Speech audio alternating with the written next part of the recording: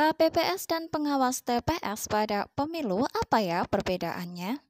Hai, Assalamualaikum warahmatullahi wabarakatuh. Selamat datang saya ucapkan di Usma Ulia Channel yang masih sama membahas tentang beragam aplikasi dan informasi. Apa kabar teman-teman semua? Semoga selalu dalam lindungan Allah Subhanahu wa taala. Amin amin ya robbal alamin. Baik, sebelumnya terima kasih disampaikan bagi teman-teman yang telah mengklik video ini dan bagi teman-teman yang ingin mengetahui hal-hal apa saja yang membedakan antara KPPS dan pengawas TPS pada pemilu, pastikan teman-teman untuk simak video ini sampai selesai. Jangan di-skip agar tidak gagal paham, juga pastinya tidak ada informasi yang terlewatkan. Baik, langsung saja masuk ke pembahasannya. Sebagai informasi bagi teman-teman, pada penyelenggaraan pemungutan suara dalam pemilihan umum atau pemilu 2024 nantinya, terdapat dua pihak yang berperan penting, dan keduanya adalah KPPS dan PTPS yang merupakan panitia khusus dan akan bertugas sementara selama proses pemungutan suara dan juga penghitungan suara dalam pemilu. Sebagai informasi bagi teman-teman, meskipun antara KPPS dan PTPS memiliki nama yang mirip, kedua pihak tersebut memiliki pengertian dan juga tugas yang berbeda. Dan bahkan untuk pemilu di tahun 2024, gaji yang akan diberikan juga berbeda kepada kedua belah pihak tersebut. Dan berikut akan saya sampaikan perbedaan-perbedaan apa saja sih antara KPPS dan PTPS agar teman-teman itu tidak keliru dalam mengenali keduanya ya. Baik, pembeda yang pertama antara KPPS dan PTPS adalah pengertiannya. Jadi, sebagai informasi bagi teman-teman, KPPS itu adalah singkatan dari kelompok penyelenggara pemungutan suara. Pengertian KPPS adalah kelompok yang dibentuk oleh PPS untuk melaksanakan pemungutan suara di tempat pemungutan suara. Dan informasi berikutnya bahwasanya anggota KPPS dalam satu TPS berjumlah 7 orang dan dipilih atau anggota KPPS ini dipilih sesuai dengan syarat dan ketentuan dalam peraturan perundang-undangan. Dalam satu tim KPPS tersebut terdapat satu orang ketua yang merangkap sebagai anggota ya, dan juga 6 anggota dalam KPPS. Sementara untuk pemilihan anggota KPPS juga harus memperhatikan 30% keterwakilan perempuan. Jadi diharapkan ada perempuan dalam setiap KPPS di TPS ya. Dan sebagai pembedanya yaitu pengertian dari PTPS. Jadi apa sih PTPS? Jadi berdasarkan peraturan Badan Pengawas Pemilihan Umum Republik Indonesia Nomor 3 Tahun 2022 tentang tata kerja dan pola hubungan pengawas pemilihan umum, pengawas tempat pemungutan suara atau pengawas TPS atau PTPS ya, adalah petugas yang dibentuk oleh Panwaslu Kecamatan untuk membantu Panwaslu Kelurahan atau Desa. Jadi beda, kalau KPPS berarti kelompok penyelenggara seperti panitia dalam TPS tersebut, sedangkan untuk PTPS adalah pengawasnya ya, pengawas TPS tersebut. Terus untuk yang kedua, pembeda yang kedua antara KPPS dan juga PTPS adalah tugasnya.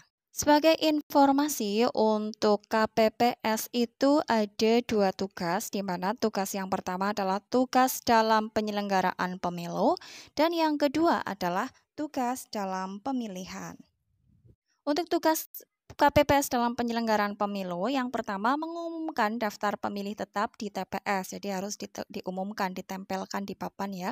Kemudian menyerahkan daftar pemilih tetap kepada saksi peserta pemilu yang hadir dan pengawas TPS, dan dalam hal peserta pemilu tidak memiliki saksi, daftar pemilih tetap diserahkan kepada peserta pemilu.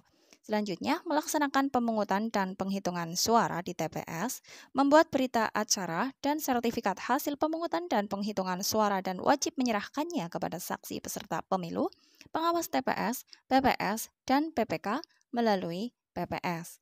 Yang kelima, melaksanakan tugas lain yang diberikan oleh KPU, KPU Provinsi, KPU Kabupaten atau Kota, PPK, dan PPS sesuai dengan peraturan perundang-undangan. Selanjutnya, menyampaikan surat pemberitahuan kepada pemilih sesuai dengan daftar pemilih tetap untuk menggunakan hak pilihnya di TPS. Dan yang terakhir, melaksanakan tugas lain sesuai dengan ketentuan peraturan perundang-undangan. Selanjutnya, KPPS juga memiliki tugas dalam pemilihan. Yang pertama adalah menempelkan daftar pemilih tetap di TPS. Yang kedua, menindaklanjuti dengan segera temuan dan laporan yang disampaikan oleh saksi, pengawas TPS, Panwaslu, kelurahan atau desa, peserta pemilu dan masyarakat pada hari pemungutan suara, menjaga dan mengamankan keutuhan kotak suara setelah penghitungan suara dan setelah kotak suara disegel. Selanjutnya, menyerahkan hasil penghitungan suara kepada PPS dan Panwaslu kelurahan atau desa. Menyerahkan kotak suara tersegel yang berisi surat suara dan sertifikat hasil penghitungan suara kepada PPK melalui PPS pada hari yang sama. Jadi begitu selesai kegiatan penghitungan suara, teman-teman harus segera menyerahkan kotak suara tersegel tersebut ya. Selanjutnya melaksanakan kewajiban lain yang diberikan oleh KPU, KPU Provinsi, KPU Kabupaten atau Kota, PPK, dan PPS sesuai dengan ketentuan peraturan perundang-undangan. Dan yang terakhir, melaksanakan kewajiban lain sesuai dengan ketentuan peraturan perundang-undangan. Selanjutnya, untuk tugas PTPS itu sendiri, oh ya, mohon maaf ada yang terlupa. Untuk PTPS jumlahnya adalah 1 orang di tiap TPS. Jadi berbeda ya, kalau KPPS tadi berjumlah 7 orang ya, 7 orang dalam satu KPPS, tetapi kalau PTPS hanya 1 orang di setiap TPS. Dan pengawas TPS atau PTPS itu tercantum dalam Peraturan Badan Pengawas Pemilihan Umum Republik Indonesia Nomor 3 Tahun 2022 Pasal 66 Ayat 3. Tugas dari PTPS adalah pengawasan persiapan pemungutan suara, pelaksanaan pemungutan suara, persiapan penghitungan suara, pelaksanaan penghitungan suara, pergerakan hasil perhitungan suara dari TPS ke PPS. Jadi melakukan pengawasan baik dalam persiapannya, pelaksanaannya, kemudian persiapan penghitungan dan pelaksanaan penghitungan, kemudian pergerakannya dari hasil penghitungan suara tersebut dari TPS, perjalanan dari TPS ke PPS itu wajib untuk diawasi oleh PTPS.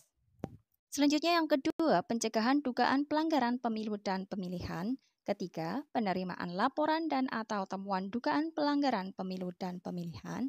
Keempat, penyampaian laporan dan atau temuan dugaan pelanggaran pemilu dan pemilihan kepada Panwaslu Kecamatan melalui Panwaslu Kelurahan atau Desa. Untuk pembeda yang ketiga antara KPPS dan juga PTPS, berarti bisa dikatakan pembeda keempat sebenarnya ya, karena tadi untuk jumlahnya saja sudah berbeda. Yang keempat adalah honornya atau nominal gajinya. Jadi sebagai informasi untuk teman-teman, nominal gaji yang diberikan kepada KPPS berdasarkan informasi yang dibagikan melalui laman resmi KPU RI, gaji anggota KPPS itu diatur melalui Surat Kementerian Keuangan nomor S/647 /MK.02/2022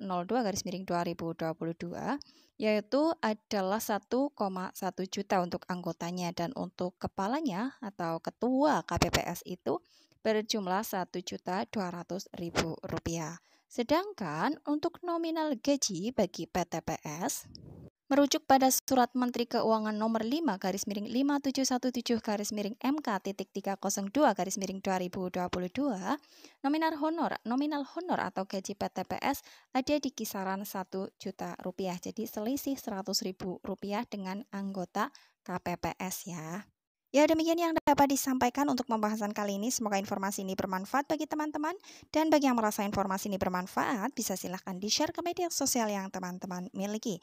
Dan apabila ada yang merasa informasi ini tidak bermanfaat, mohon untuk diabaikan saja. Salam sukses selalu tentunya. Jangan lupa untuk subscribe bagi yang belum subscribe. Bunyikan lonceng notifikasinya. Juga tinggalkan jejak dengan like dan komen kalian. Akhir kata, wassalamualaikum warahmatullahi wabarakatuh.